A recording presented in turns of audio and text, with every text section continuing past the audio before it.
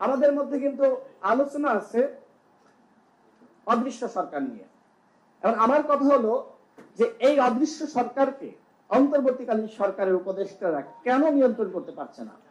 এর কারণটা হলো তারা যখন ক্ষমতায় বসে, আমাদের পক্ষ থেকে আমরা বলেছিলাম শুধুমাত্র হাসিনার পতন হয়েছে, ফ্যাসিবাদের কিন্তু পতন হয়নি।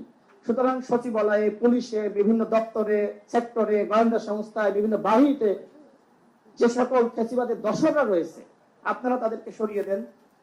কিন্তু সরকার মনে করলো যে এখন যদি আমি ওই জামাত বিএনপির তকমা দিয়ে যাদেরকে 16 বছর হাসিনা বঞ্চিত করেছে, এখন যদি তাদেরকে আমরা প্রমোশন দিই, সেক্ষেত্রে এই ব্যক্তিরা তো জামাত বিএনপির এজেন্ডা বাস্তবায়ন করবে, আমাদের এজেন্ডা বাস্তবায়ন করবে না।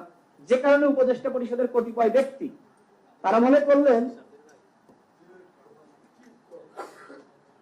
যে আওয়ামী লীগের যারা রয়েছে, আওয়ামী লীগের সুবিধাভোগী, এদেরকে ভয় দেখিয়ে কাজ করাতে হবে।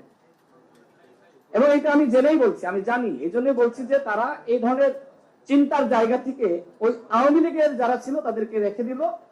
সচিবালয়ে যান আওয়ামী লীগ, পুলিশে আওয়ামী লীগ, গোয়েন্দা সংস্থা 16 বছরে যেটি করেছে, 14 সালে নির্বাচন, 18 সালে নির্বাচন, 24 সালে নির্বাচন কারা করেছে?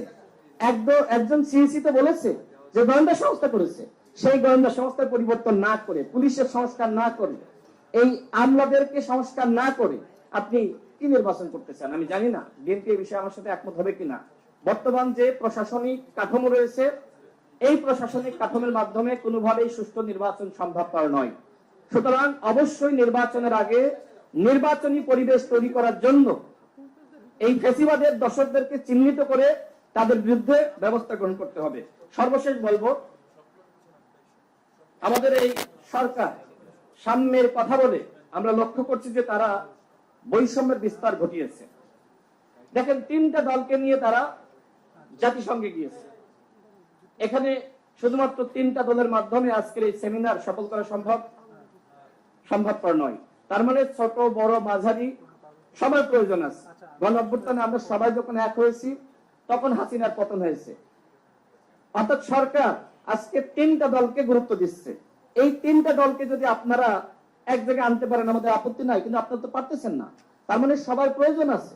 দেখেন, আমরা যে 9টি দল উদ্যোগ নিয়েছি, এই 3টা দলের মধ্যে দেখেন আমরা 9টা দল উদ্যোগ নিয়েছি। আমরা চাই সমঝোতা, অর্থাৎ সবার দরকার আছে। কিন্তু সরকার যে ব্যয়বহুল সফর 104 জনকে নিয়ে গেল, হাসিনার মধ্যে পরিবর্তন কোথায় আসলো? হাসিনাও তো এইভাবে বিশাল বহর নিয়ে উড়াল দিত। ডক্টর মোহাম্মদ ইউনূস একই কাজ করলো, তাহলে পরিবর্তনটা কোথায়? সেখানে ডক্টর মোহাম্মদ ইউনূসের কন্যা রয়েছে, আত্মীয় স্বজন রয়েছে, এত আমলাদের প্রয়োজনটা কি? এগুলো নিয়ে কেউ কথা বলছে না।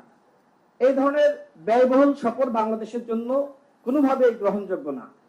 আমি সরকারকে বলবো, যে ধরনের অসাম্য আপনারা সৃষ্টি করতেছেন, এটা আসলে কাঙ্ক্ষিত না।